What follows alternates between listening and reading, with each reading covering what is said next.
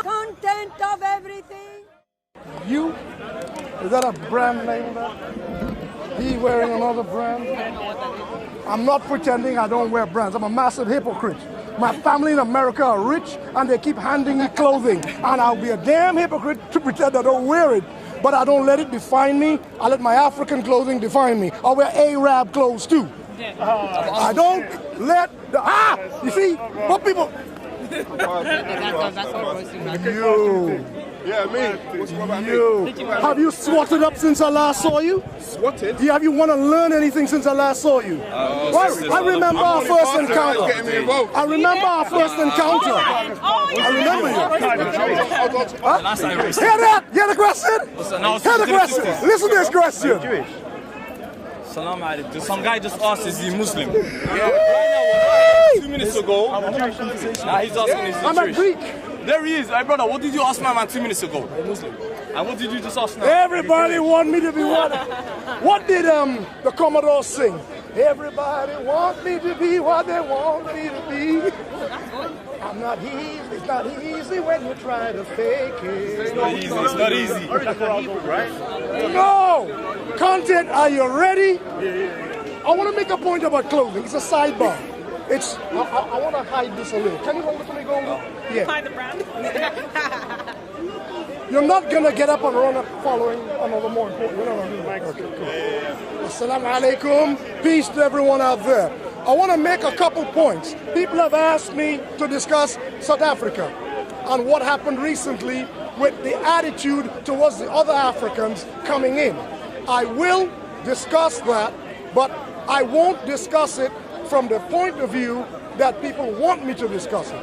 People want me to say, as a Pan-Africanist, I should utterly and unequivocally deplore that speech that policeman gave regarding the presence of other Africans in South Africa. What he was saying, if any of you all saw that clip, was that there are certain towns, certain areas that are so swamped with other Africans. You see, I'm being careful. I don't want to call them expats. I don't want to call them immigrants. I don't want to call them refugees. But I may have to use these placeholder terms for brevity's sake. This police officer was really expressing not just misgivings, not just apprehension, but he was denouncing the preponderance of other Africans settling and trading in parts of Johannesburg, parts of Pretoria, different parts of South Africa. Most people, I understand, are of the feeling that this is absolutely wrong. Now, the truth is this. We are all Pan-Africanists here, but I have to put my hand up and say I've never lived, I've never traveled, I've never visited the southern region of the continent. I therefore am not in a position I don't have the luxury of being able to talk about this place the way people who are living on the cold face, they have it to do. They have the struggle to contend with. They know best what they're going through. So I have to approach this subject with caution and with tact. That's how I want to start this discussion. You have people, you have a country like South Sudan, new country, the newest country in Africa. What you have are similar situations brewing. No sooner has independence come than ethnic tensions surface. Now, if ethnic tensions can surface in Africa's newest country, having learned, or supposedly having learned the lessons of previous countries in Africa, how much more would it be a problem when people who come from outside the country come in with no knowledge of the culture and customs and establish themselves? Ostensibly, I'm saying ostensibly now, at the expense of the local population. Let's unpick that. Let's unpick that last bit. The local population was the last part of the continent of Africa to be freed from slavery. Here's my point. To me, apartheid was a form of slavery. And when people confine their conception of slavery to the diaspora, Brazil, the Caribbean, North America, I think they're making a big mistake. when people understand the kind of trauma that was visited on the continent after the Berlin Conference of 1884. So I'm not just talking about the place, the regions that were depopulated due to the slave trade. I'm speaking about after the Berlin Conference of 1884. I'll give one example of a large tract of real estate, which today we call DRC, the Democratic Republic of the Congo. And I hope you can visualize the size of this landmass. Almost 1 million square miles in area was given to one man, whose country is as big as my thumbnail, right? King Leopold of Belgium.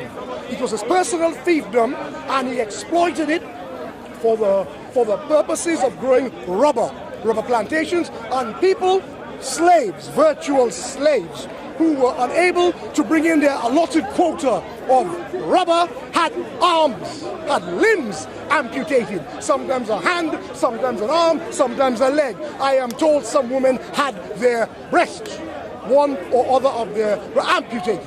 So I'm trying to say this. For those who think slavery has not affected the continent in a very enduring manner, think again. So we move now from the Belgian Congo, DRC today, further south into, because if I stay with the Congo, I will go on to tell you how just up to, in recent times, over 10 million people have died in the Congo as a result of other African countries interfering for the coltan, the copper, and the cobalt of Eastern Congo that's been carted away to supply everybody's mobile telephone in the West. And African leaders are complicit in this. But apparently, content, that's not our discussion today. So we should move away from the Congo and go back to South Africa and talk about the Bantustans. How people were put on the most unprofitable pieces of land, whether they were Tswana, whether they were Xhosa, whether they were Zulu, and left in these areas to languish. And this system, apartheid, was called separate development, i.e. separate but equal. We know it was a ghettoization of people in their own land. Caucasians, man. They fought. This is being taped. Try not to interrupt, because it will be an argument too. Yeah, and so as the brother rightly said, and I have to correct something I said last week. This brings me to the subject. I said to Sister Golda, who is hiding from the microphone, from the camera there. I said to Sister Golda, come Sister Golda. Don't be shy. Sister Golda asked me last week. Don't be shy. All right, let's keep it. Sister Golda asked me last week whether I consider the Afrikaner to be an African. And I said categorically no. Let me tweak that a little. Any person working for the upliftment and the independence and the self-determination of African people can become an honorary African. But what we know about human beings is generally humans are tribal creatures. They vote with their constituency, and most Afrikaners today live in what you call Volksstaat. They live in gated communities, heavily reinforced, and most of them have the mentality of Eugène Terre Blanche. Has any of you heard about the notorious Eugène Terre Blanche? No. Of course, from his name, which is French, you know he's not an Afrikaner from the Boer Dutch. He is a Huguenot of the French Protestants that had to flee from Catholic persecution, and they were given refuge in South Africa. White South Africans, I must admit, never established a university till at least 300 years later. They were mostly illiterate, and for the most part, they lived in caravans and had only one book, the Bible, which perhaps no one could read except the visiting priests. So the truth is, to some extent, there is some argument for saying that they were Africans, to the extent that they identified with the land. But like I said to Sister Golda last week, they did not identify with the land's people. And it is in that context, I think they cannot be classified as Africans. Now, coming to this police chief who does not want other Africans in South Africa, he is saying this. He's saying the demographics are the problem. The numbers are coming too thick and fast, and they are occupying areas with a kind of disdain and disregard for the local population. My Captain Namwari. How are you, my brother? You all right? So you're happy with V-Swag more than mine? Let's keep the flow. Let's keep it. But my swag is prettier than your swag, Maggie. Don't get jealous. He's always getting on Just to me bring no about swag in it. No, No swag in it. You're always telling me to flavorize, Africanize. I don't know, uncle. I don't know. Brandon. So let's carry on the let's get back. So what we're looking at today is a situation where the idea of Africa open to all Africans is a noble ideal. It's a very noble sentiment viewed from above. That's what I want. What I want is all Africans to make this continent strong so that we can make this world strong. More and more, we're moving into a world that is one world. So, one world will benefit from Africa being strong. So I don't hold with the idea of Fortress Africa. Even less so do I hold with the concept of Fortress South Africa. I don't hold with it. But that's me speaking as an outsider, having 3 square meals a day and having a nice sofa to sleep on at night in London with central heating and hot water. There are many people in South Africa whose politics is confined to bread and salt. And when they try to implement this grand dream of Pan-Africanism, all Africans are welcome wherever, they have to understand that they feel it in their heart that the incoming people do not have Pan-Africanism as their beacon that impels them to come to South Africa. They came to hustle. They know this. Please, let me land. They know this. No, we are speaking about blacks. They're not colonialists. They're like everybody who is trying to earn a dollar. And this keeps happening today, you know. People keep throwing themselves in conversation they don't know nothing about. Anyway, that's what I'm trying. We're talking about xenophobia. Sorry about that, uncle. I know you get frustrated. You cut my wisdom, bro. Sorry. What we're having is a situation where poor people are thrown upon other poor people. The difference is, for the African from South Africa, he looks at the foreign African as a person who does not identify with him. He sees this the same way perhaps a Ghanaian may see a Lebanese. I've come to take and carry out. The Lebanese may sit and eat palm nut stew with you. He may marry a black woman. He will wear African clothes. I have a picture I took recently with a Lebanese. He's wearing this Dansiki Yoruba clothes.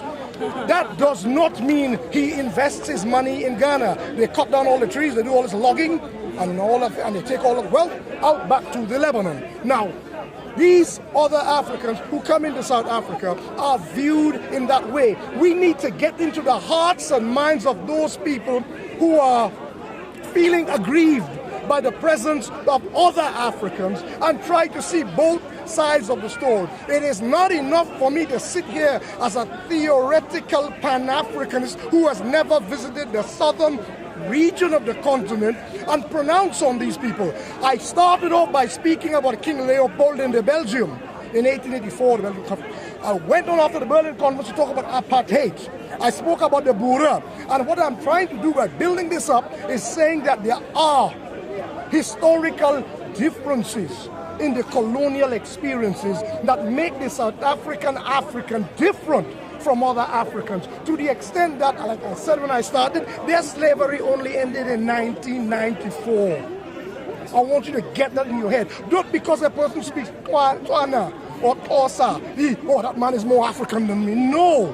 He has, whether he speaks his mother tongue or not, he has undergone, arguably, a worse colonial experience than perhaps I did, because our people very early established, since 1838 in Trinidad, we established black trade unions. They brought in other ethnic groups to destroy, to break the back of black trade unions. People like Marcus Mosiah Gov, we had leaders who were already negotiating right after slavery. South Africans have only been freed in 1994. So they have a mentality that now it's their time to actually wake up. They're still groggy. They're the last Africans to wake up. So perhaps if you are from Mozambique, and this is what I said in a piece I was writing, I said, perhaps if you're from Mozambique, if you're from Namibia, countries nearby, and you were coming in, they might perhaps feel a certain affinity They have languages which are similar. They have custom, whether they eat meal, this pap. They have things they eat which are similar. Somebody coming from as far as Nigeria, coming from as far as Ghana, landing there, the entire geography is different to him. He knows I'm going to be here for a while to make money and leave. And if he starts adopting, because I've heard this, an attitude that South Africans are shiftless, they're factless, they're lazy, in a country brimming with wealth, gold, diamonds. These people have not been able to defeat the white man. Then they deserve that anybody should come and exploit them. Now this is not the general attitude. This is not the general attitude of most South Africans. This is, are you that? Are you that, man? All right, so, a lot of people come out, but I'm here. Yeah, man, let me finish it. Yeah. So, now I thought it was some hater. That's my boy, man. Yeah, so what I'm trying to say is this. There is no victim except that both parties are victims. The people who feel their economy is being taken away from them, they feel it, they are victims. And the people whose shops are being ransacked, they are victims. Both sides are victims. And I feel we need an intervention here, but it is very difficult for us to automatically sit as it were, on our high Pan-African horse and look down on the continent and say, these people are wrong. These people are not educated. They are not educated in Pan-Africanism in the way we think they are. That's number one. And the people who are coming in, they have no care for Pan-Africanism. We have to understand that. Well, as I said earlier, if you look at the newest country in Africa, the Republic of South Sudan, no sooner had the country acquired independence, the Nuer, the Nat, and the Geng, the Dinka, fell to fighting. It's starting. Now, you laugh, but you have Somali shopkeepers there. You have Ethiopian shopkeepers there. No, I'm saying this, I am saying this advisedly. I am saying this advisedly because this country fell to fighting what I call internecine warfare, some a tribal war. I know a lot about that, tribal warfare. Without any stimulus from Sudan or South Africa. We are talking about, I'm giving a comparison, a cautionary comparison with the Republic of South Sudan.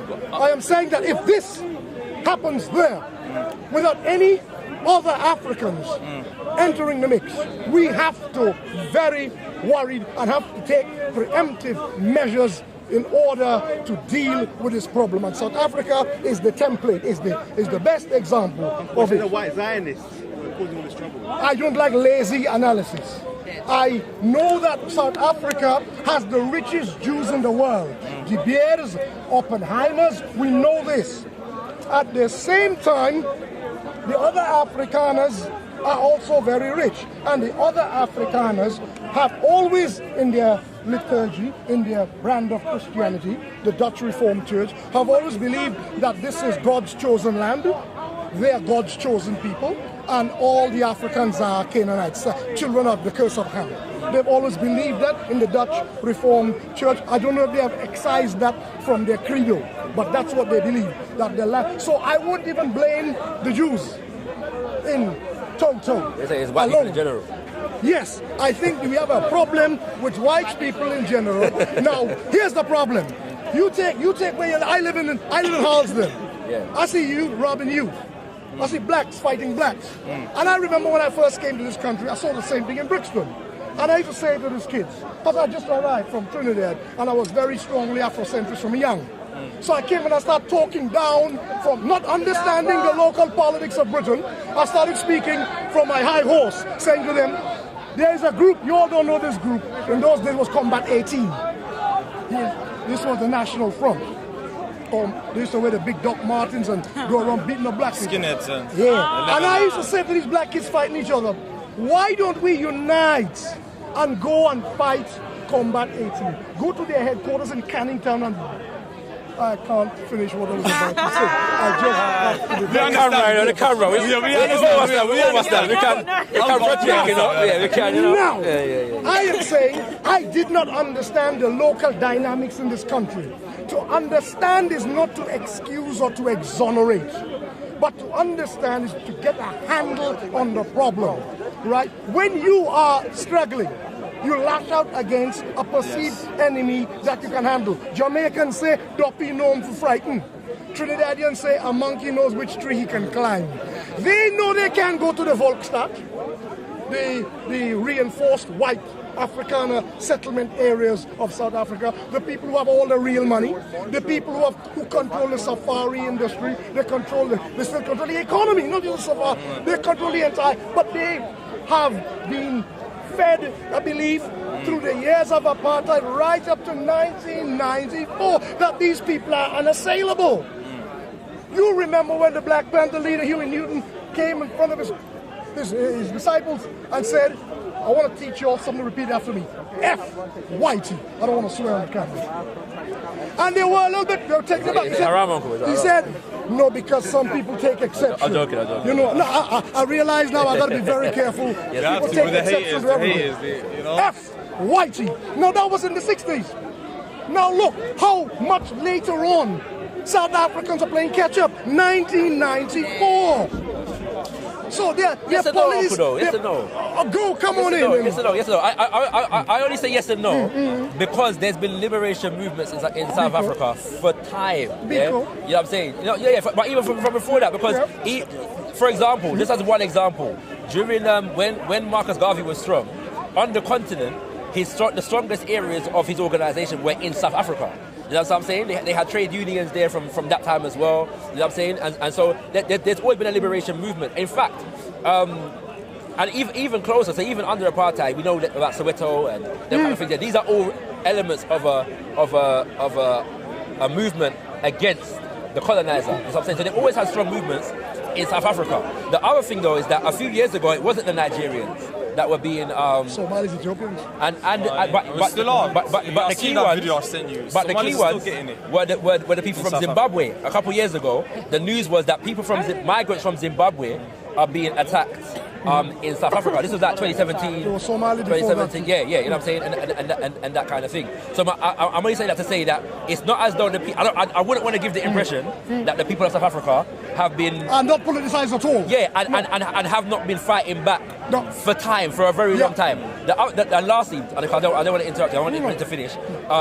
Just to say that there are also people, yeah. So I mean, the most prominent that we know of at the moment is Malema, Julius Malema, and the EFF, who are a strong movement, yeah. And around them there are other strong movements who are also speaking out against what has taken place with a minority of people. So I think that tapping into what you're saying, whilst I agree, it's not correct for us to judge, especially without understanding.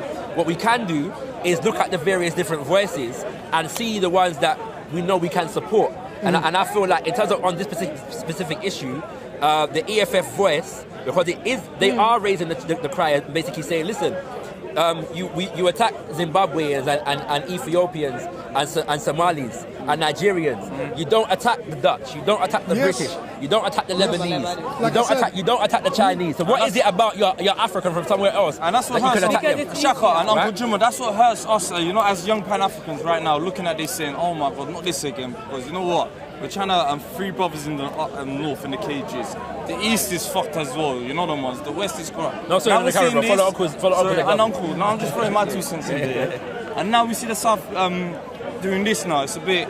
Like but the thing is though, it's a minority of people. It's a smaller minority. It's not minority. It doesn't represent the whole of South Africa. That's what.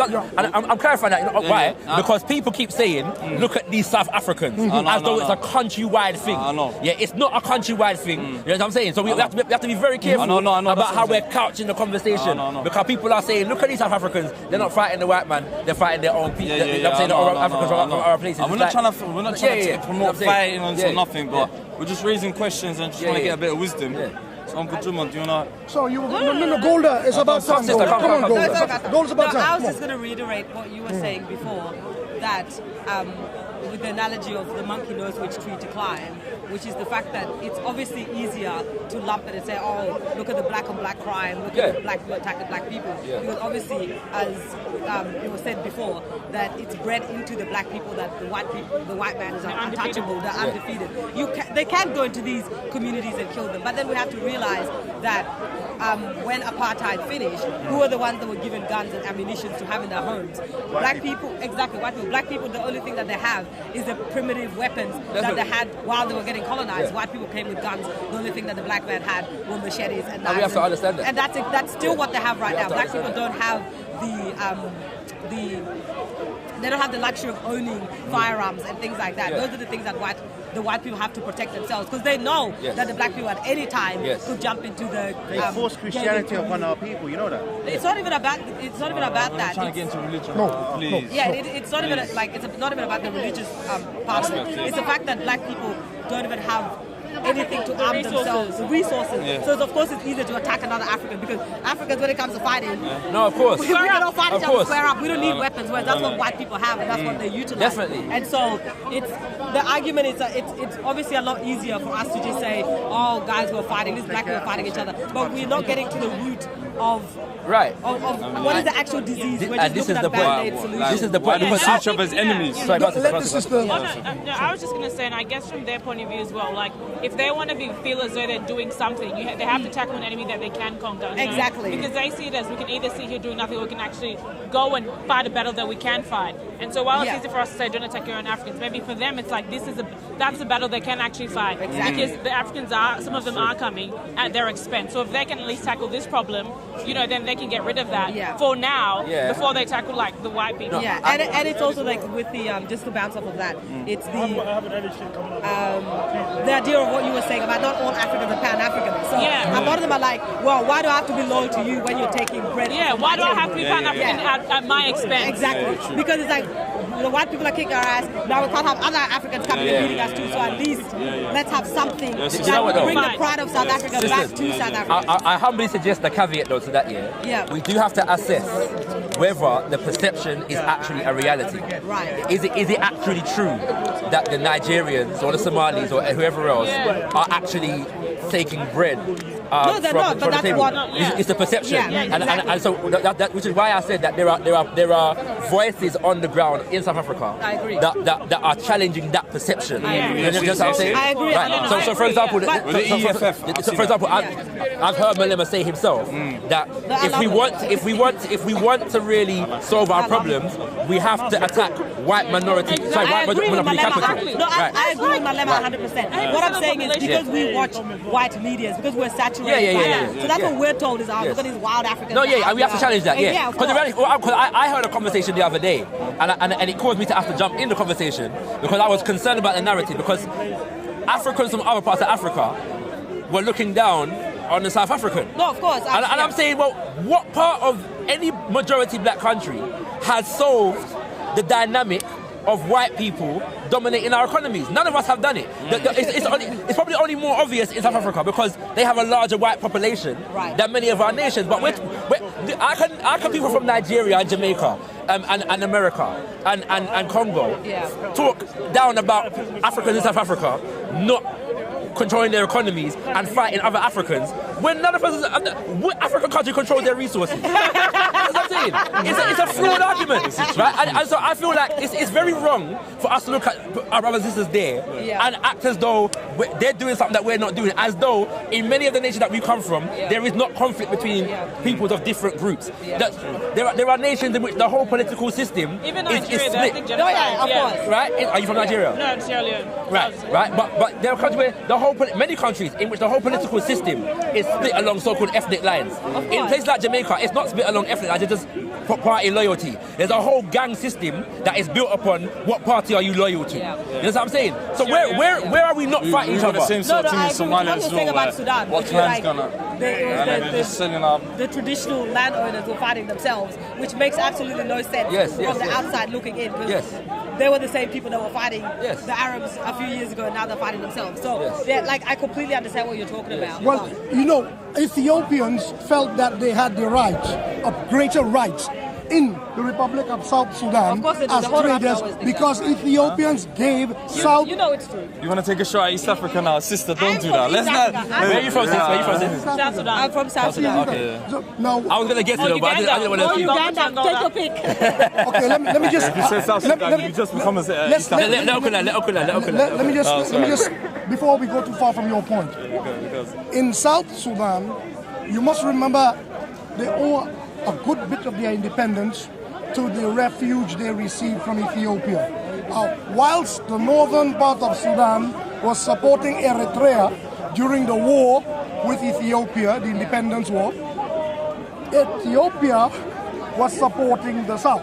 Upon independence, a lot of traders from Ethiopia felt that they had that right to come and trade, open shops and businesses in the Republic of South Sudan. However, the South Sudanese who were in exile in Ethiopia are not the ones that they're meeting now on the ground, who are the police.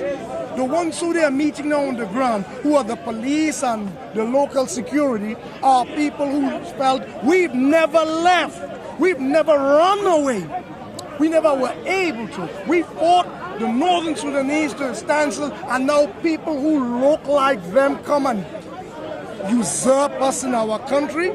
They don't have the, whether they do or not, it's about facts. But like the brother young Mandaka is saying, it's facts versus feelings. This is what people feel. It's feelings that got us into this Brexit mess. It's feelings, but it's real. It's feelings that established the Zionist state of Israel. Theodore Herzl, I don't want to go into that history. Let's stick with, come back from Brexit and come back to Africa. It's feelings. So I have to say to my young brother, we have to deal with the feelings, and we have to make them feel differently. Right, okay. But it cannot be, I cannot sit on my high horse in London and talk down to people who have 1 milli-meal a day. No. 1 milli-meal. I agree with that. Can't, they live in corrugated, we call zinc. Zinc is hot in summer and cold in winter, and South Africa is cold. So, in a sense, when I was making my comments as a Pan-Africanist top down, I need to go to the ground up. Even Malema, all respect to Malema, I want Malema to also understand he needs to speak to his own people a little more discreetly, a little more wisely. I'm not sure, you know. I enjoy, you know. We enjoy. You and I can enjoy. I understand. I'll let you finish, but there's a reason for why I'm saying what I'm saying. So you've got to bring the pain. I understand. I'll let you finish. Go. Let me finish. Yeah. Please, let us come on. Let us I like him. We all love him. Yes. But what we want, we want to give our leaders as older men sage counsel. Yes. We want to, as we say in America, we got to pull the coat. Yes. We're not going to pull the coat. We need to do that because I understand the hot-headedness of a young revolutionary. I understand, that myself, you know? And we need it. I get it. I accept. But the House of Commons needs the House of Lords. Oh, Lord. You're going to understand the Council of Elders. I hear you, Uncle. I hear you. I do believe, I love his energy, I love his approach, but at the same time, I want people who live in those shacks, who don't have self-belief, because to only have been freed from, I'm coming back to my point, I've heard you. I'm not riding over what you said. No, I have heard you. I respect it. But to have been a slave till 1994. No, I totally hear you. It's not an easy thing. I didn't look at it from that angle. It's a fact. I never looked at that. Because in slavery too, we had our freedom.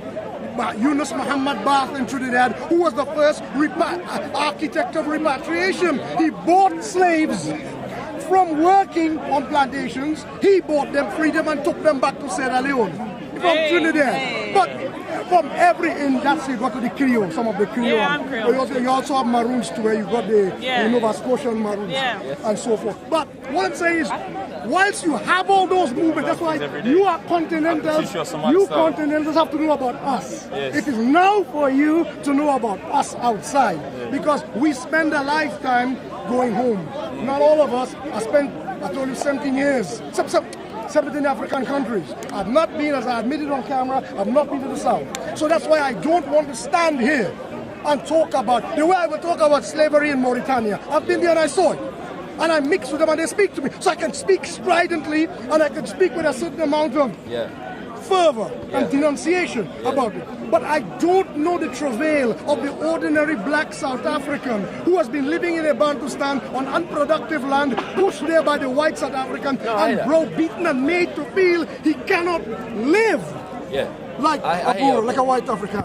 Allow me respectfully to challenge one of the things. Challenge you, right? Challenge you. That's how I learn. Indeed, and we're learning as well. That's how we all learn. All right, but I find justification in, because I've heard this before that Malema should tone it down. I find justification in his tone based upon the reality that he has to face. Malema comes to prominence challenging the kind of comfortability that had developed within the ANC. Complacency. Yes? Right, yeah, right. And so in the sense of the fact that South Africa is not just a nation, you know, that was enslaved really until 1994. It was a nation that was never afforded the human right of true justice because of what took place following 1994, while Mandela was the president, and since. Yeah, so this illusion of this multicultural society has been fed to the people, right, Rainbow Nation, has been fed to the people, and the people are living in this illusion without experiencing the benefits of it. So within that context now, a younger generation, Malema represents not an individual, but a younger generation, and older generation. Let's not make it look like the elders are not thoroughly annoyed. Yeah, there are many elders that are, because for example, may she rest, as an ancestor, Queen Mama Namza Mama Dikizela, Winnie Mandela, was an avid supporter of the EFF, even as being a member of the ANC, and she never disavowed them. She always wanted to continue doing what they're doing, and in her spirit, as an elder, the mother of the nation, she was, in her spirit, she was EFF, but she was loyal to her party, and she tried to revolutionize her own party. So I'm saying that even among the elders, that spirit exists, but in an environment whereby the nation has been washed over by an illusion, it often takes that kind of a sharp voice to pierce. You know what I'm saying? What is going on? You know what I'm saying? I agree. You know? I agree with that. I do agree with that. I will still maintain that we need both. We need both, and there is context. But essentially, your point is more correct than mine in that particular regard. I do agree with that. I'm humble. I was just going to say the only issue with, because I do like Malema's vigor and I do like the way he speaks, but the only problem is sometimes, as we were talking before about emotion and things like that, he can come off quite, because obviously he's still very, very emotional about what's happened. Rightfully so, of course. But my fear is what will happen to him will be probably what happened to the likes of Idi Amin, the likes of Biko, the likes of Sizulu, the likes of... Did you say Idi Amin? Yeah, that's a controversial one. Idi Amin, I'm not controversial to me, but I'm just saying. There were some things where he said, obviously he lost the plot later on, but there were a lot of things that he's done for Uganda. That, I totally agree with you. And most people wouldn't mention it. That's why I said that. Because I don't care about people's feelings. And also the late Mugabe, which is how he started off, which is carrying. Are you talking about Mugabe, Uncle? No, I did mention that I have problems with the Matabele land issue. And we should. But go ahead. Yeah, so what I'm saying is like, it's that sort of speech that starts off and it rouses people. And it's speaking about what everybody's thinking but not what they want to say. But the only issue with that is we forget that the bigger enemy is always listening. So our problem is when we come off, we need to like yelling and saying, like Malema and he's like, kill all the whites and like shoot the whites. Has he said that though? He did. When they were going through the marches and he was just saying, kill the bull, the song. Kill, and then he changed the bull. I know, and then he changed it to kill the farmer. Bura, farmers. Yeah, for the farmers. But the thing is, that's an actual liberation song. It's a song of the people. I understand that. The only issue with that is like the context in which South Africa is in is different. We can't afford to be like. I hear you. It's, you know what I mean? It's a very I do hear you. Very touchy. We need to be a little bit subtle. See, but when I hear him speak, I think to me, he's one of the best public speakers I've come across, because he's able to be clinical as well as charismatic at the same time. And what I mean is, if you were to not listen to him and actually read his speeches, I doubt most people would call it emotional, because he's very specific, right, in terms of what he's addressing. he's very specific about who he's addressing. Yeah. So he will name exactly who, which corporation, which individual, which sector of the government, whatever he will name exactly who it is. For example, he doesn't say if we want to free ourselves, he doesn't say we need to attack white people. He says we need to attack white monopoly capital, for example. Do you know what I'm saying? It's a very specific statement. Yeah, he's very specific in that sense. And all I'm saying is, if you're dealing with a situation whereby Africans are coming from other parts of the continent and they're being attacked, if we're dealing with a situation, because it's not just a xenophobia issue, a sister was raped and murdered the other day, and it's raised the issue of the 19-year-old. No, she's from South Africa. This sister, right? It's raised the issue of gender-based violence. If that is taking place, that's 19. Right. If all that is taking place, and people are dying, literally, and you can see that the forces are being manipulated by forces that are controlling the economy. It takes for somebody to say, well, this is ridiculous. You know what I'm saying? We have to use language that speaks directly to the gravity of the situation. People are dying. And so somebody say, well, we are mentally sick right now. Look how we're attacking each other when these are the people that control our economy. And there's something about us that we haven't developed the sense of mind to really organize ourselves. Maybe the shackles are not here. They're here. You know what I'm saying? And so somebody has to break this. Right? And I'm saying, and considering the fact that the EFF is a movement that is growing in popularity, it suggests to me that there are many, because my members are individuals, but oftentimes we focus on leaders and forget that they represent organizations. There are masses of people that are supporting, and even people that are not EFF. But, for example, the decolonization movement, Rose Must Fall, the Pan-African Congress of Azania is still strong. I don't say strong, but it's still present. You know what I'm saying? So I'm just saying that there's more than Malema. And to tap into what Uncle was saying, what we shouldn't do is judge. But if we should look at all the voices and see which ones are feeding the forward development or the evolution or the healing that we're going to need to be able to feed into as a global African family. You know what I'm saying? So I agree or disagree with Malema. I feel like he is the strongest, the most prominent voice on the ground at the moment that is speaking what needs to be said in terms of the idea that an African shouldn't come to another African country and be under threat. This is what I'm saying. That's a principle that we have to establish among ourselves as a people. You know what I'm saying? It's like when I'm hearing that. As a theory, what I am seeing on the ground, how people living on the ground in corrugated shacks perceive that. And now we need to provide solutions for their perception. We have to change their hearts and minds.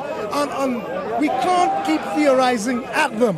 We need to find a way to make them understand that these incoming Africans are not their enemies. So what would you suggest, Uncle? This is where I have a problem of culture. I started by saying perhaps we need some sort of education in culture where people can feel the same as each other. If people are not feeling the same as each other or feeling bridges between each other, if perhaps some Nigerians come with an attitude that these people are feckless and layabouts and we are workers and they are shirkers, if they come with that mentality, the people are going to feel it. If you don't sit and say, let me try to eat pap and mealy meal. I know how people are with culinary tastes. We are very, very parochial with what we eat. We don't shift from our diet that our mother used to cook. What your mother cooked is what we need. Sit with those people. Lebanese have done it and they have exploited us. Lebanese, you know it, Sierra Leone, Al-Baroudis, and other families. They sit with us, they eat, and then they go to Bo and dig out all the diamonds and take it away. I know what happened. So we need, as Africans, to be sincere about this. We need to sit with our own people. Marry from the people. Sit with the people. We don't do that. My Somali brother. That's what I said. I told you. You trade, I trade. My family is from Jamaica, but my ancestry is like mostly I believe in evolution. From Ghana, so Now listen, this Somali brother likes a couple. This Somali brother likes. He's a Somaliland. It's the same for me, got you. See this guy? I got you. I like Martinique. Show the camera. I like Show the camera. I believe in more of a unity. I'm a unity. I'm a Pan-African unity. Yes. Like I say, but it has to be real. We need those people coming in. Need to be told when you're coming in. You're coming to a part of Africa climatologically different from where you come from. Don't assume that this is Igbo land. This is not Akan country. This is not Kumasi. When you're coming here, move accordingly. Yes, true. Be one with the people. Give credit. I know you are struggling, your shop is small. But don't act like the people, you ain't gonna pay me, I ain't gonna see you here, I ain't gonna see you again. The Chinese come in our country and give credit. Lebanese come, they say, you want to buy African? Let's sell all the African, this thing. They come and there's a wedding going on, there are 10 women, they say, pay me next week. That's a Lebanese man. Why can't we don't have that feeling that, oh, these people are feckless, so they won't pay me, I won't help. Of course you're going to breed resentment. I am saying, I'm old enough now to believe in the evolution from the ground up. Malema, I know we disagree, but we don't disagree enough not to be in accord. We're in war accord. Malema, to me, a lot of these guys are top-down revolutionaries. I'm a ground-up evolutionary. I believe in grassroots, take it slow. This should have happened in the Republic of South Sudan. To me, what happened there is a tragedy for Africa's newest country that should have learned the mistakes of all the African independent countries that came before. And to my sadness, the Republic of South Sudan did not learn the mistakes of other African countries around it. And that's what I'm saying, brother, young Madaka. Forget about incoming Africans to South Africa. No sooner had the Republic of South Sudan got independence, it kicked off immediately. A country that should have learned. All right. So what I'm saying is, it's kind of, we're expecting a lot from South Africans looking at incoming people speaking different languages and living apart from them, when in African countries that should know better, they haven't been doing better. And I'm not looking for excuse. You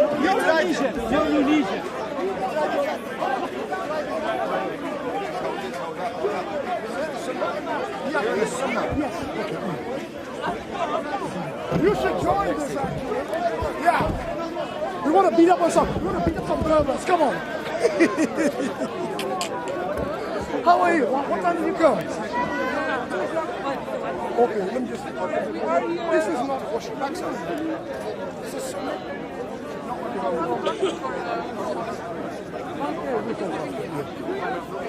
okay. So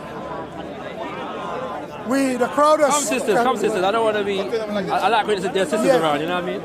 You know? So I feel that. Huh? Oh, I apologize.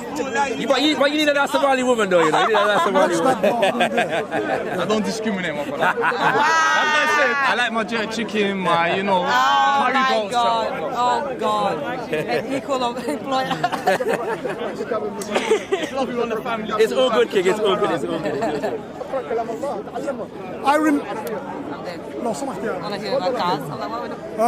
I remember. Are you filming? People, let's come in a bit closer. I remember it was around 1980 when 2 million Ghanaians, 2 million Ghanaian workers were kicked out of Nigeria. It was around 1980. Yeah, when they were working as technocrats and doctors and teachers. They had very good jobs. And Ghana was considered to be the education center. Of course, prior to Ghana, the leading intellectual light of the whole of West Africa was Freetown. It was Sierra Leone. Then Ghana came up, and a lot of these people, they came and joined us. We didn't go, they came to us. So that happened in 1980. What I'm trying to say, young man, that your father will know about these days. And we know about these days. And while I am romantic and passionate about Pan-Africanism, I am also a realist. I've lived on the ground in African countries, and I know that people's politics is confined to how far is the well to get water. Is that well, that water, will it kill my children? That water, can we drink that water? Is there enough water there for our animals? We have herders and farmers The problem was in Mali. The problem went now to Chad. Niger is in between. They say Niger is a haven between a Sahel conflict between herders, cattle farmers, not just cattle, and farmers. These problems are happening. So I can imagine looking at South Africa as a detail. Really, now that I put South Africa in its wider African context, it's a detail of conflict over resources. And yes, one of the problems we have to deal with is this fear, this respect for the white man that needs to be tackled in South Africa. That is the problem. But apart from that problem, we do have in other parts of Africa conflicts that require our attention. And today we're looking at South Africa, but I just put for the wider context the Republic of South Sudan, and then I put now Mali and Chad with herders and farmers. You know, I always talk about that. It's not just Fulani. You have the song that everybody like to jump all over the Fulani, but it's you're wearing a Fulani hat, so you better not jump on them. And you look like the Fulani. I got this from Ghana. I was bought from That's Ghana. A Fulani. That's No, I'm very aware. But apart from the Fulani and the Dogon in Mali, further to the north you have the Tuareg or Amazigh fighting with the Songhai. It's the same problem. Ever increasing desert and scarcity of water resources. And our people, the continent, is at war with itself. Allow me to expand upon something that you were saying, though, because it appears to me when I asked you about how would we solve the problems, and you said South Africa. And you said that there needs to be some kind of get down with the people. Get down with the people, right? Because I know you spoke about Pan-Africanism in theory, but that what you just said is a Pan-African principle. Yes. Right. Just I'm saying that kind of idea of building upon our commonalities and you know expanding upon them, strengthening them, because the reality is that when it comes to many different groups, for example, like I said, prior to it was people from Zimbabwe, and there is culturally speaking, there is a serious closeness between. They came from South Africa. From Zulu. They also called. Mzilikazi is the father of the Ndebele people, who was a general in Shaka's army, right? You know what I'm saying? I was telling you about that before. Right? But the point is that consciousness, though real, is not what people are operating on, if that makes sense. You know what I'm saying? So it's a program that needs to, our understanding of who we are as African people needs to develop and expand. Exactly. You know My slender knowledge of South Africa also tells me that they're even within the boundary of South Africa, the other ethnic groups have a little problem with the Zulu, especially from the time of Mangosuthu Buthelezi. From the time of Shaka? From the time of Shaka. Well, Shaka, he started the damn thing. But Mangosuthu Buthelezi himself refused to cooperate with the ANC the way he should. During the time, at the worst time of leaders like Botha, during rulers like that, he refused to cooperate. So, even if the Matabele people are Zulus who fled, even within the country of South Africa, there is that problem. No, I know. Ethnic tensions are kind of muted, but there. And like you said, I find it a tragedy that we have a greater enemy hiding behind the high walls of a Volksstadt, hiding there with all these guns and weapons. I was mentioning, you remember the famous Eugene Terre-Blanche? That criminal who used to slap around his black workers. This was going on when Mandela was in power. A guy, big, Google Eugene, spell it like Eugene, Terre-Blanche. Google that man and see what he used to do to black people. He had this massive farm, and to get into the farm, he had a range of security as you go closer to the farm, like you need a visa. And he used to be in there slapping around his black workers, with fat South Africans. And these guys were allowed to continue behaving like this. And so it tells me that whilst we had a heightened sense of political awareness among some South Africans, for the mass of South Africans, we still need to get them there. They weren't there. I don't think the masses were there. Well, I hear you. I suggest then that the only thing that we can do, so as not to look down upon, is to just support the voices that we do hear on the ground that are speaking positively into the situation in a resolutionary and evolutionary manner, if that makes sense. That's what I'm saying. That's what we can do. So when we see those voices, we make sure, for example, that when we're having conversations like these, or we're covering them on our YouTube channels or whatever, we give voices to those people and not just read an article about South Africans attacking Nigerians. Do you know what I'm saying? Like, just say, no, well, there's this group over here that is trying to solve the problem, and they're doing it in this way. This is what's happening on the ground to try and bring some more unity in the situation. These are the people that are actually directly challenging the bears and other, you know what I'm saying, foreign companies, national companies that are dominating the resources of the continent. We need to give voice to the people that are on the ground that are acting on the situation. You know what I'm saying? Let me bow out for a second. I have something to attend to. Yes, Uncle. Do excuse me. Yes, Uncle. Don't go away. You're not going home, though. Talk amongst yourselves. No, I have something to attend to. Yeah, cool. I'll be back. Oh, do you want your bag? I'll be just there. Okay. Oh, I wish the other guy was here. Which other guy? You know the guy that was last week was trying to tell us that North Africans are Africans? Oh, the whole North African. I'm waiting for them. You know, they've already tried to come and attack me. So. Oh, did they? They said I was really African because I had like a wig on, like a straight wig. Like, yeah, they're like, you look like a white woman. No. So okay. So what you face? Because this is what we were talking about before. The whole conversation started with a conversation that I had with somebody the week before, right? So this is your fault. Right, it's my fault. I apologize, right? You know what I'm saying? So yeah, I'm waiting for them to come for me again. What do you think? To be honest with you, I didn't start anything. Me and brother, right, exactly. No, but they came on a heightened sense of whatever because of the conversation we had. Me and this brother and another brother were having a conversation. One of the guys that you were talking to last week came in the conversation and decided to accept. Right. And decided to try to poke holes in my Pan-Africanism, for example, because he said that I'm not dealing with North Africa, I'm only dealing with Sub-Saharan Africa and whatever. Right? So and this is the three of us having a conversation, he injects himself into it and challenges my thing. Right, you know what I'm saying? So I was answering him and he brought in all kinds of different things. So yeah. Did he bring out his DNA test? Yeah, 2%. He brought it. It was in the video. Yeah. So the important question I have here is what bothers people about a certain skin tone or Africans or sub-Saharan Africans coming together and talking about Africa, like how we talk about freeing our brothers and sisters in cages in the north, about the xenophobia in the south, the war in the east, that we're killing each other, the corruption in the west. And then we want to focus on the better side, bettering Africa as well. So to me, what gets me is what bothers you lot about it? What Africans come together? Because a lot of people get nervous about that as well. It's very simple, bro. People have been living of unearned privilege for centuries. Yeah, and they know that once Africans start talking, their privilege is in danger. That's all it is, bro. And I think that's the problem with a lot of these North African countries, because a lot of them are post the Arab colonization, and their allegiance isn't really to Africa. Of course not.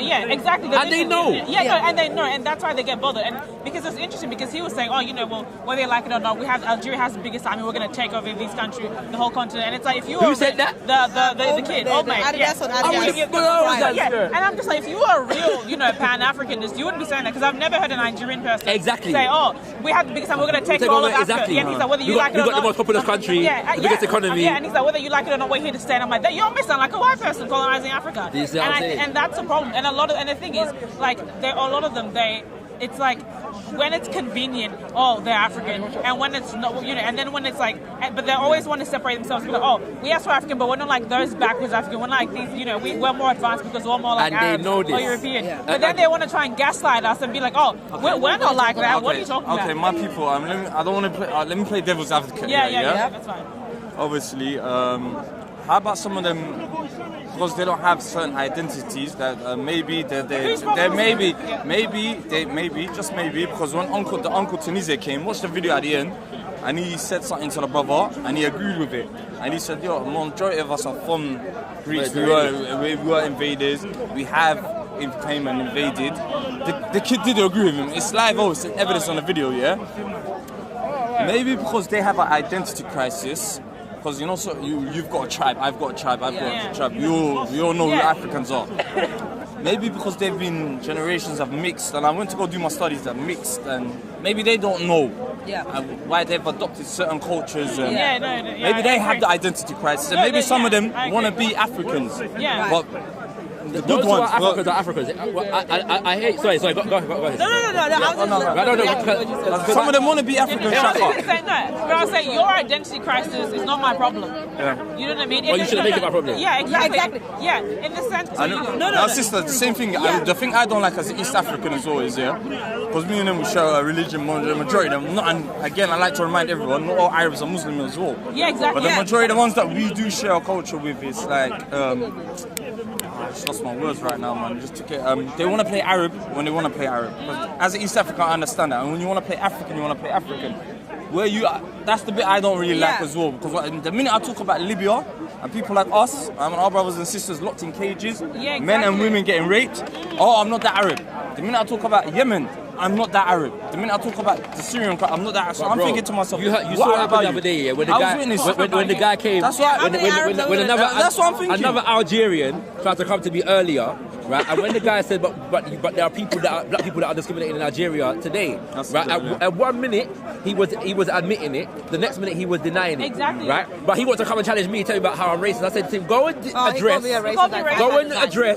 the racism among your people them in Algeria. Go and just come to me to tell me anything about racism, right? And this is the point, because they know. They already know what is going on in their nations as regards to black people. So all of this is show business and deflection. Exactly. That's right? what we said. See, what I was saying was, my family, we come from Sudan. So in Sudan, obviously, there's the south and there's the north. Yes. And there's a divide, and there's a reason why there was a divide in the first place. And I was telling him, and he was like, yeah, well, like, just being completely dismissive. I was like, there's a reason. Sudanese people, it's not even just the fact of religion. That is a huge part of why the divide happened. But it's because South Sudan, we have an allegiance to Africans. Because and I was explaining to his other friend that being an African is not only like the optics or the phenotypes of looking like an African, but also having allegiance to Africa. And also contributing to the cultural and racial fabric of Africa as a nation. And they certainly don't. We didn't come from anywhere, and we don't have this We don't have to do a DNA test. We don't have to do DNA tests. I don't have to shake my family tree. You know what Somali looks like, innit? You know what I look like. You know what part of the world I'm from. Exactly. So that's what I was saying, sisters and brothers. Maybe just now they're tapping in and realizing, we do have an identity crisis. No, that's what I thought. No, but I'm saying. I don't want to miss something. Sorry. Yeah, no. I was saying that like the idea of like they can have the identity crisis, but that's what happens when you colonize another country because you don't live there. So say for example, my family went to Saudi Arabia. Do you think everyone's going to be like, hey, welcome us with open arms and be like, yes, these are my Saudi Somalia don't have that. I swear, right, left and center. There'll be a complete difference. Obviously, first of all, I don't look like it's Saudi Arabia. I don't have. I can speak their language, all of those things. Right. That still wouldn't matter because the way they treat black people is always at the bottom. So they come to Africa and they expect us to sing Kumbaya in the village and welcome them and like. They want to come through, they have, as a North and African. it's not even that they don't recognize the issues of what's going on with black Africans. Like God was saying, they gaslight us and say, "Oh, this isn't happening." That's not how we think about it. It's totally hypocrisy. You were on camera last week, you might as well talk now. We're talking the same subject, that's why I see you keep coming around. The only thing is, because I don't want to mix up the two issues. There is a genuine activist movement, Yeah, you can feel what I'm saying is, because what he was using, where I am concerned, I'm not sure if they brought it to you, was the issue of Berbers. Yes? Yes, they were. We went on about that for 5 hours. You couldn't prove that he was a Berber. Right, this is what I'm trying to make. Because the Berber issue is a very complex one, and that's why he keeps using it. Now, and I'm not personally, I'm not one to challenge what a person says they are, but I never asked, but I'm not completely convinced by the extent of this Berberness that the guy is dealing with. You can't come here blonde hair, blue eyes like the other guy. This is what I'm trying to make. But there are various different kinds of Berbers, and there was a genuine fight, from on the part of the Berbers in relation to the Arabs who dominate in North Africa today, in terms of the preservation of their culture. Right. Now, original Berbers are indigenous Africans and they are black. That's what I said. Right, that's what I'm saying. So in terms of identity, man can deal with that. But what I'm guarding against though is allowing people to hijack that issue to try and justify themselves in North Africa, whilst they fail to deal with the racism that is taking place there. If you can admit that black people in Algeria and Mauritania and Morocco and Libya are severely discriminated against, you have no business coming to talk to me about anything. If we say we are developing a movement What's your point? What's your point? Do you want to come through and What's talk? your point? Now come through. What's your point? No, but brother, you've been around. There's no discrimination. There's no discrimination. Let's not hijack the conversation. Okay, hold on. Are you saying there's no discrimination in North Africa or just Algeria? Just Algeria. The microphone can't hear you. Yeah, I'm saying. Why do I have to go to Algeria? Why do I have to go to Algeria? Why do I have to go to Algeria? Why are you swearing now? Right, but I'm talking about. Don't know shit. You're very heated. Gaslighting. No, but brother. No, let me deal with this. Yeah, I know. Sahbi. I've seen you walking around 4 or 5 times. It's hypocrisy. You want to get involved in this conversation? Come through to Fadlan, akhi. BRB, you on camera last week. You was. I'll show you on COE. I will show you on my phone right now. Wallahi, I'm not interested, fam. But brother. No, but brother, look. No, but brother. This is the joke business. No, but brother. Yeah, and the hypocrisy of these We're having a people. Pan-African conversation. Yeah, if you want to get involved to Fadlan, like I say, kuli shay fi Afri. Fam, he said he's not on it, innit? No, yeah, we ain't got to beg him, innit? Right? He said he's not on it. Right? My only point is this, not heckling them. I was speaking about North Africa. If you're not going to be a part of the conversation, Right. don't say anything. I'm speaking, listen to what I'm saying. The discussion's here, not over there. So, and, You're not really in the discussion. Hold on. Forget him. He's made his point. No, he hasn't, because You know what? No, Brothers you don't and wanna come sisters, away, yeah? right? And COU, watch this. When we come together and we talk about something, why does other people feel intimidated? Hear It's what I'm like, saying? oh, right now, Hear everyone what I'm can see saying? it. Hear what I'm saying, bro. Hear what I'm saying. Listen, think about what's going on right now, the hypocrisy, yeah?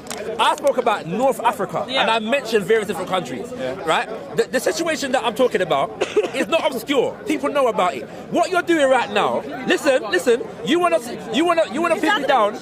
I spoke about Morocco, I spoke about Libya, I spoke about Algeria, I spoke about Mauritania. Tunisia. Exactly.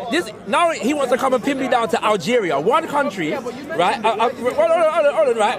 Without dealing with, we're allowed to speak. Without dealing with, this will be a speaker's corner, bro. Without dealing with the context of what it is I'm speaking about. He wants to challenge me. He wants to challenge me on whether specific to Algeria is happening in Algeria or not. This is a joke. This is a joke. It's a joke. This is a joke. It's a joke. This is Nigerian, brother. It's not going nowhere. I never told the guy to come Brother, talk to wallahi, you watch this on COE, we were having the most beautiful discussions until you came along. No, but this is not a surprise. I'm telling you, calm. This is not a surprise. I'm telling you. I'm not interested, fam. Yeah, Sahbi. The man them on the African, fam. Yeah, and when they're ready, they want to come challenge me about. You know what? We spoke to Algeria today already. You know, who done admitted, you know, that there was discrimination against black people in Algeria, and Algerians said it today. I know we saw it earlier. You weren't there. But when they're ready, they deny it. They say this in Zimbabwe. Exactly. They say this in North Sudan.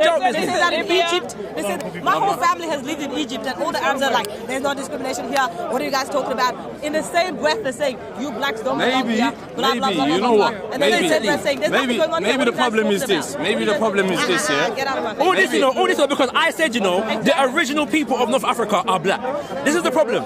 This is right. You know what this is, Everyone yeah? knows that. And I said that, right? The original people, My man. the original people of North Africa are black. This is what the people. This is what the problem people have with what I said. Can you imagine saying that to What's the problem with original this? people in Jordan are black? You know the uprising down occurred? They'll be like, what? We didn't come from Negroes. What are you talking about? These guys want to be like. I can tell. What's the problem? Or the original people in China. What's the problem? People in Japan The original people of North Africa are black. What is the problem? No, the guy last week he was like, You know what? when we got there, it was a desert. See, my But it wasn't always a desert. So what? That's the point I'm trying to make. Who cares? They're nomadic people. Exactly. If I wasn't there in spring, I mean, that's what they say about Australia where we're from. No one was there. Oh, there's no terror, no yes, no Do you know what it is? Do you know what I find that? They tried to say that about Somali recently. There was no one in the East Africa. I was like, whoa, there's cave paintings. Sister, you know that? They say My Somali sister knows that as well. Huh? Yeah. No, about the Arabs as well. It's a joke thing. It's hypocrisy. No, do you know what we talking about? And you know what I told you last time? I was like, so you're saying with African Americans, so what? African Americans can't claim their African heritage because they have one white rapist along their family line. Does that make them white? No, it doesn't, because it wasn't their fault. That's just like in Africa. The reason why certain Africans don't look like the way they do because of you people, because of the rape and the genocide. Exactly. But like you, with that one ancestor that you probably raped, all of a sudden that makes you a brother. Exactly. Get out of my face. And then he's like, I have an ancestry DNA test to prove that I'm Berber. Yeah. And it says North African. I'm like, that's Anything. And he's like, my DNA test can say, oh, 1% from West Africa. I'm Yoruba. I told him. Get out, man. Let me wear the garment. Let me do that North African DNA thing is a trick, yeah? Because it's so vague. It's so vague, right? But when you delve into it, when they say North African DNA, what they mean is DNA is vague in the whole thing. Not necessarily, but it depends. Because the original was black, obviously. We're saying the ones that live there are under this. Before invasion, colonialism. It's vague, yeah. It's vague, yeah, because not necessarily because DNA is vague, but because the designation they put on it, right? Because listen to this, right? When they say North African DNA, what they mean specifically is the DNA of a group of white people that live there, that migrated thousands of years ago and lived there from time. Exactly. So they define that as North African as though it's indigenous to Africa. Exactly. But that DNA strain comes from outside. Exactly. Yeah? That's the point. Where are they going to find the DNA of the original African from? Get out of my face. That's what I'm trying to say. Now, when they have studied it though, the oldest things they find, as far as DNA-wise, in North Africa, the oldest people they find are black people, yeah, that are related to the people that they call Sub-Saharan Africa. What is this Sub-Saharan and Saharan Africa in the first place anyway? Yeah? Other than a designation to separate. This gentleman's got his hand up, I'm going to respect it. Because you were moving across the block.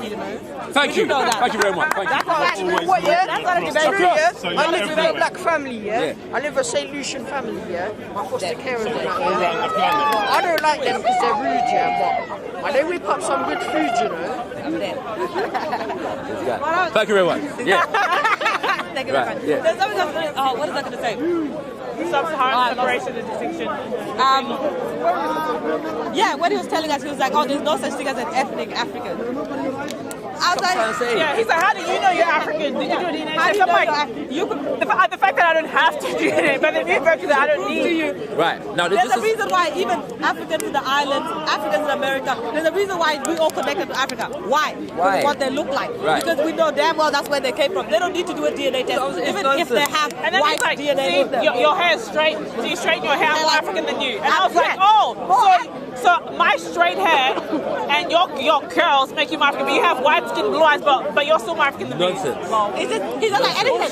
Bushad. He's like, oh, you might have an Arab name too. So and I was like, I was annoyed though, because I did watch the video and I saw the two of you going at it, but I understood that there was peace that was not on the camera. So what, I don't know which one it was, but one of you was going in before the camera got there, and I wanted to hear what was going on because I think Uncle Dad Jimmy was very impressed. So no, we were both like, because he told her that he told Gadi, he was like, oh, you're not from Sierra Leone because in Sierra Leone they speak French. She's the most Sierra Leone person I've ever met in my whole life. I was like, bro. English, Creole, and he's like, there's no French. I was like, yeah. Next like, so you don't even understand your own history. And I was like, are you serious? And I'm like, it was Pedro de Centro discovered and named the Sierra Leone, which is a Portuguese name. This particular guy though. Sorry, bro. This particular guy though, because that's his sidekick as well. As I said, last week. As I said before, that's his sidekick. It's not the first time. Do you know what I'm trying to explain? He repeats this behaviour pattern regularly, and so seriously, when you are saying to me the level of arrogance that was coming here. I didn't experience racism. However, I went to Algeria. I never experienced racism. You're Somali, innit? I am Somali.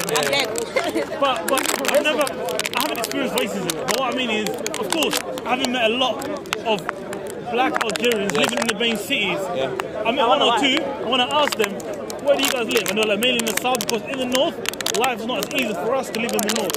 Because the northern cities... The black people in Nigeria told you this, right? This guy knows exactly what you just said. The same is in Egypt, and the same is in Libya.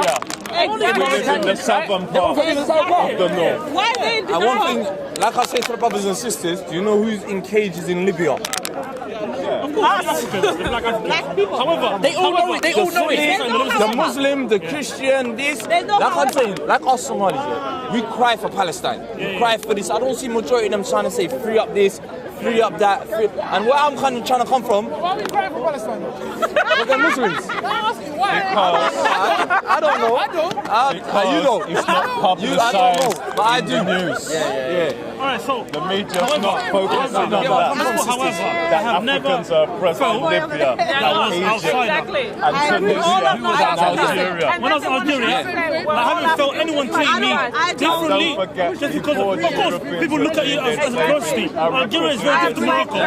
Morocco get a lot of tourism. Morocco can know that you're Somali. Morocco will know that you're Sudanese. Let me ask you a question. Let's say I accept here that the issues, for whatever reason, because as I understand it, there are less black people in Algeria than there are in other. No, you went there yourself. Right? So there's less black people in Algeria than Morocco.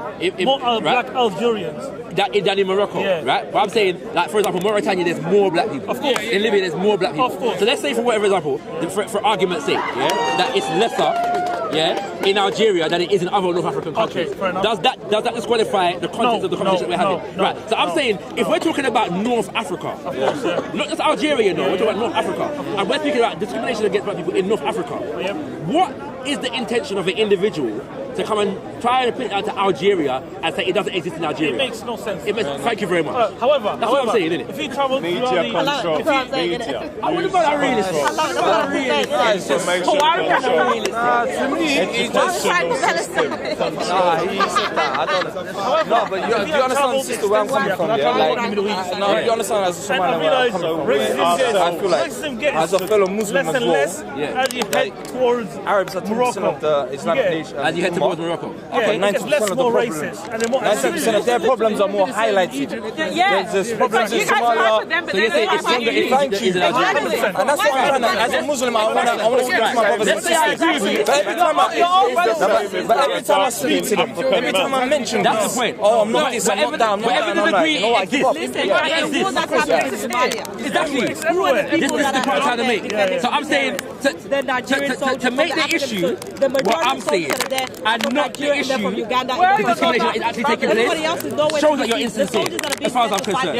You have no interest in justice, in humanity, in right, even in Islam. Because if they tell me that it is, then you would be concerned about it. That's what I'm saying. What I want to realise to a lot of my Muslim brothers and sisters, half of these countries, like, you know, with Palestine as well, the minority are Muslims. So we should just support people that don't like them like that. You get where I'm coming from? It's like, that's the African problem. It's like, as a Pan-African, when I'm going through stress, you can't come I'm in getting and cages. an argument. You don't want to highlight that. You don't want to speak about that. And then I say, when the Palestinians and the Arabs are locked in cages, I'm crying, I'm fighting for you. But you don't want to fight for me when we're locked in cages. And that's the problem with black people. Yeah, that's the problem with black people. They're so easy. Like, our kindness is what kills us. It was the United Nations of genocide, and it doesn't work. These are the same people and the ones that killed us. They're the same people that laugh at us. Not only we had our put us in cages in 2019. We have to solve that. Kill and control our economy. It doesn't justify what the and they do a lot of dirty We're separated from you people. We're not serious. When white Africans are getting killed, they want the whole world to cry. They get fast track. They want to get fast track visas to Australia. The white and New Zealand. One other thing we need to talk about Pan-Africanism that pisses me off as well, yeah? How comes that you see you're from Sierra Leone, I'm from Somalia? How comes I can't travel to your country with my passport? Because we need to build a like European and the Chinese and the Arab can come in left, right, centre. They don't need not just that. You see, we have to look at our leaders. If our leaders were smart, they would build high-speed railway to join all our countries together. Ethiopia to Djibouti has already done that. All visit each other and know the continent properly. Not be cut off and isolated from one another. Where our leaders just bring in the Chinese or the Indians or the British. But then we try to go to China or India and look what happens to us. With our passports. It's our leaders. Why are we giving preferences to people who don't even take care of us? That's what I'm saying. We need to start talking about open borders, open free trade with Africans. Free trade, like you see how Europeans go in and out of their passport. Why Where's can't our we? African Union passport? So you can go anywhere you want. And nobody can tell you where you're going. Do you know the worst thing is? No. Do you know the worst thing is? North Africans get looked down by other Arabs. You know the main Arab countries look down on these ones as well. So you think to yourself, what is going on? And then when I started looking and I started realizing, they're not cousins. That's their problem. Exactly. That's their problem. If Arabs fight Let us deal with our own issues. That's not my problem. No, but they let them deal with that. They suck us into their own issues by using different tactics. And what I like to remind a lot of the haters in the comments are gonna say, Khalid, Astaghfirullah, they're Muslim. I'm like, not all Arabs are Muslim. And my Muslim brothers know that as well. Like in Palestine, the minority are Muslim, the majority are Christians, Jewish, and none of them other people cry for them. But we cry for these guys when they're in cages, when they're getting bombed. My Somali brother said, who cries for these no more? Because our tears are, because you don't cry for me. When I'm in cages, when Somalia is burning, none of them come involved. None of them. If we need hospitals, right now, do you know there's three of them? If we need railways, Saudi Arabia, and UAE, they're fighting in their own countries against each other. Where do you think and they're buying ports? They're buying each one of our ports in Somalia. Everyone else worries about themselves. Come on, just because a man wears a thing and he says Salam Alaikum doesn't mean he's a Muslim. Well, that's what I believe. Yeah, because they all want us to support their cause when they're business, when they're fighting their They're all hypocrites, and I have no time for them because they know. No, I'm sorry, I don't have no time for the foolishness, the long talk, none of it, fam. But they know, yeah, that when it comes to North Africa, they don't have that. This North African stuff that's divided. Really they talk to themselves and they ain't talking to the rest of Africa. So don't come to me that I've created a division. Yeah, nonsense, fam. I ain't got no time for it. But also, to be fair and honest, we have a problem in South Africa. Our South African brothers and sisters, they're not treating us properly. You came late, we talked about it earlier, and we're not going to say our South African brothers and sisters. There is a small group of people that are acting out. Yeah, they must behave themselves. Right, that's what I'm saying, yeah. They must fix up. But the masses of South Africa are not, yeah. But the masses of South Africa are not doing that though. So they must fix up. You know what I'm saying, you know what I mean? That's not right though. What they're carrying on with. You know what I'm saying? I don't really care for it. I have time for the foolishness. I actually don't care. I don't have time for the foolishness. But they know. It makes yeah, no and it's not even like they gaslighting. It's not even like they don't even come humble. Yeah, and I'm saying, you get me? Because like, we support they come with arrogance. Right. Yeah, and they don't even come to try and reason. They come because I have no time for it. It's because too many of our people support them. Go away from them. Of course. Have your own army. Exactly. Have your own navy. Have your own air force. Of course. Have your own nuclear weapons. You've got to have your own power base. You've got to have your own power base. Exactly. Nah, fam. What he said to you is similar to what he said to me in the sense that he tried to say, well, what country are you from? He tried to get me on the Caribbean thing, innit? Yeah. Right? And I said, now you see, an African would never have said that. That's what I'm saying. An African's never going to be like, we have the biggest army, we have the biggest this. Like, arrogant. That's what I'm saying. That's what I'm saying. Whether you stay whether you like it or not. The fact that you are here to stay means that you came from somewhere else. Exactly. Come on. Out here using ad hominems 24/7. Oh, well, your hair, you'll get your hair. You're not. Right. But that's all this because I said the original people of North Africa are black. Yes, exactly. If your first defense is to come and then say that they're ugly, that's exactly what the colonists said. He said what, sorry? They're like, oh, you guys are like, what do you say? You have wonderful hair and you're this and the other. And well, don't live in Africa then. Don't live in Africa. See, that's find somewhere else to live. That, like, oh, you move back to Saudi Arabia and leave us alone. This is what we've been saying. And I want to make it clear, yeah, that because what they did was they jumped on. There were bare people here last week on this Berber issue, right? And I never, right? No. Wait, because like I said, it started from the week before, and I never said a word against Berbers. Yeah, not one word. Did we? Right, exactly. I never said one word, one solitary word against Berbers. And I challenge anyone to find anything that I said against Berbers. Anyone. Mr. IC3. Yes, sir. Nice one. Good one. Nice one, sir. I ain't got no time for them, fam. They're hypocrites. The whole of them. And then denying the racism. Oh, Algeria, we treat black people like. Yeah. It's like, oh, it's fine there. It's like, of course you would say that. And it's like white people it's such a coincidence that all of us that look like this say there's racism, but the one person that says it's like, oh, that's like South Africa. Like, we treat these blacks really nice. Ever since Mandela died, we give these blacks rights. Exactly. We give them. You're so right. While calling them these blacks. We give these blacks jobs. We give our people. We give these blacks. We treat them nice, and they have the nerves to tell us. Exactly. They have the. It's like in America when segregation was finished. We told these niggas that they're now allowed to come to school, and then they have the nerve to be ungrateful. They're hypocrites. Start accepting anyone who claims to be African. That's the problem. Because that's what Chinese do. I've lived in China all my life. You know, I was born there. My grandma's born there. I'm Chinese. You think they're gonna be like, yeah, you are? And even if I was going to be like, yeah, well, my great-great-great-great-grandfather is Arab, so you guys have to accept me. They'll be like, exactly. Accept you. You're way too black. Your nose is way too wide. No. And we're allowed to just accept them because of a DNA test that said 2%. Not African. Obscure African. You know what I mean? He's like, where's your DNA test? And then he was like, I provided her with evidence. We accept everyone else. Yeah, like, that's some Wikipedia site that's like, one paragraph, and I'm like, that's not evidence, Sam. That's not evidence. We've got to be more ruthless now. No, they're out of order. No, Africa should have been.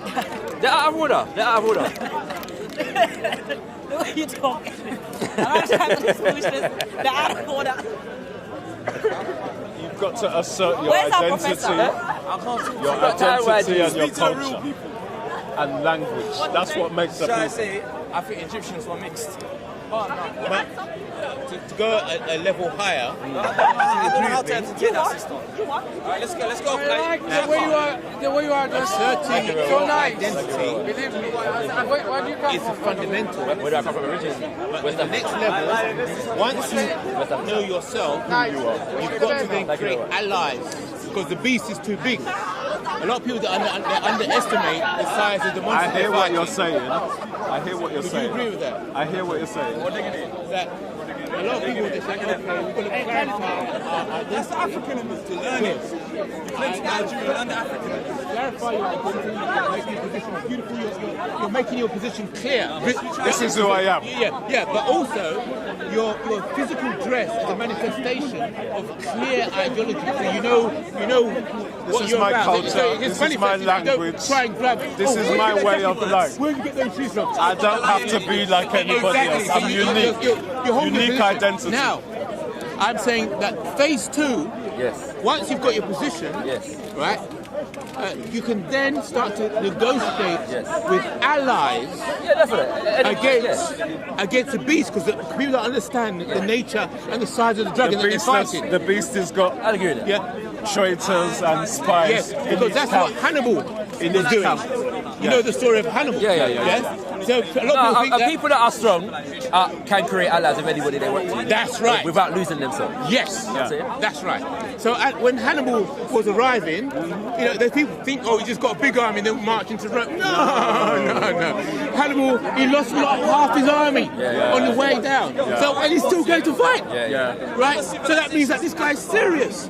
So Hannibal's there and he's saying, right, okay, you Gauls. Obviously they're going to be white people. Frenchmen. And Spanish. You're being battered by the Romans. The Gauls are thinking, I wonder if this guy could come and help us out.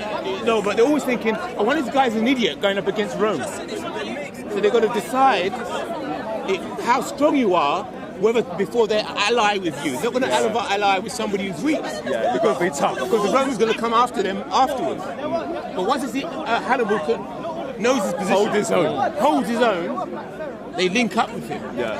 Allies, the only way. Otherwise, they will surround you. Your enemy will surround you. You have to stay strong. Yes. There's something I want to show you a bit later. And like you're saying, have all those military and economic links. That's right. But as Shako was saying, you've got to establish yourself and make your identity clear. Shako, can I talk to you for a minute? I'll show you something. Look. That's all right, bro.